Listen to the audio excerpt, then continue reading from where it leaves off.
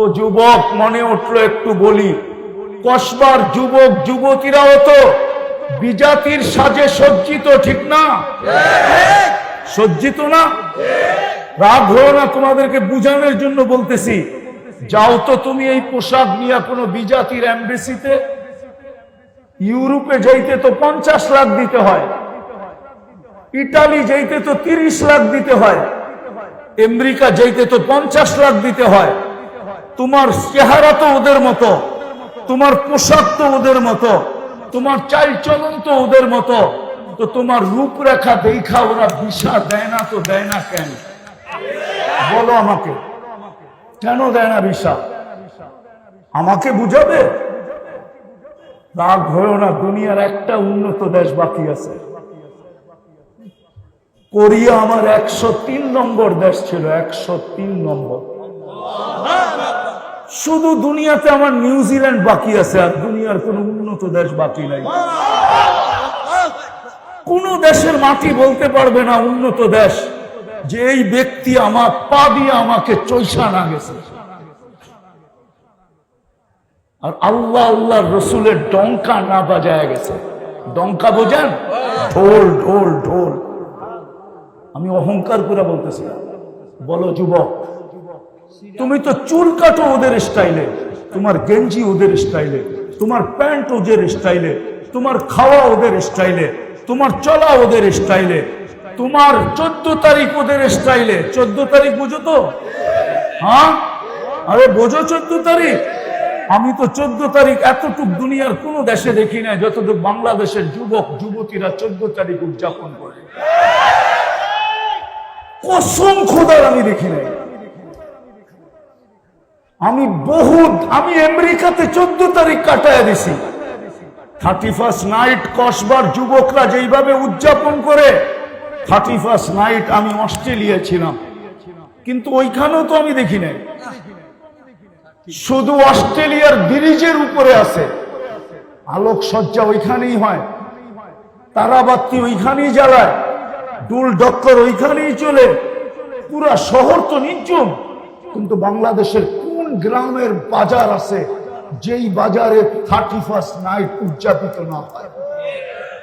বলো যুবক, তোমাকে ভিসা দেয় না তো দেয় না কেন? কেন দেয় না? ইটালিতে কেন 30 লাখ দিতে হয়? লিবিয়ার থেকে কেন সমুদ্র পথে বাঁচা মরাকে এক করা যাত্রা শুরু করতে হয়? কত বাঙালির কবরই তো লিবিয়ার থেকে ইটালিতে যাওয়ার পথে সমুদ্রের ভিতরে হয়ে গেছে। কিয়ামতের দিন হয়তো ওই সমুদ্রের থেকে উঠবে, এর আগে উঠার কোনো সুযোগ নাই। তোমাকে কেন ভিসা দেয় না? আমেরিকাতে যেতে হলে কেন লাগে 50 লাখ? আমি চিনি এই অঞ্চলের ছেলেকে আমি চিনি, যে মেক্সিকো হয়ে আমেরিকাতে গেছে। আমাকে চিনাইতে হবে না। কেন তোমাকে ভিসা দেয় না? কেননা ও তোমার রূপরেখা দেখে না, ও অনলাইন দেখে। অনলাইন বোঝো? তুমি যেদিন আইডি করছো ওই দিন ধর্মের জায়গায় কি লেখা আসছো, অনলাইনে ওর কাছে চলে গেছে। পাসপোর্ট যেদিন বানাইছো ধর্মের জায়গায় তুমি কি লেখা আসছো, এটা অনলাইনে ওর কাছে চলে গেছে। ও তোমার ফর্ম নিয়েই অনলাইনে সার্চ করে দেখছে যে এটা ময়ূর কুকুরের, এটা কুকিলের সাজা আসলে কি হবে? এটা তো মুসলমান, এটা তো মুহাম্মদুর রাসূলুল্লাহর উম্মত। এই জন্য তোমাকে ভিসা দেয় না। যদি রূপ দেখেই ভিসা দিত তাহলে আমার ভিসা জীবনে কোনোদিন হতো না। অহংকার করে বলতেছি না, হয়তো কমই হবে। আমার সমান মাল্টি লাগানো আছে পাসপোর্টে, এরকম মানুষ কমই হবে।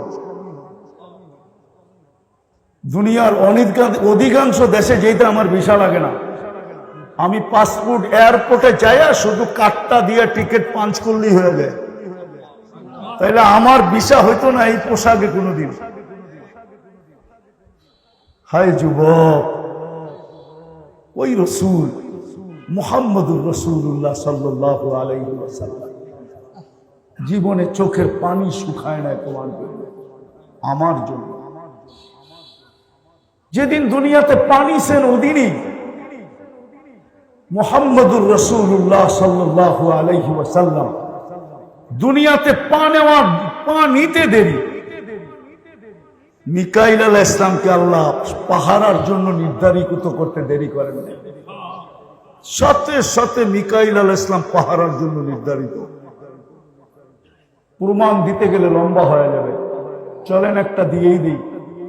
হালিমা সাদিয়া রাদিয়াল্লাহু তাআলা আনহার কাছে যখন আল্লাহর রাসূল সাল্লাল্লাহু আলাইহি ওয়াসাল্লাম ছিলেন, তো 3-4 বছরের বাচ্চা ছিলেন, তো বাহিরে খেলতেছিলেন।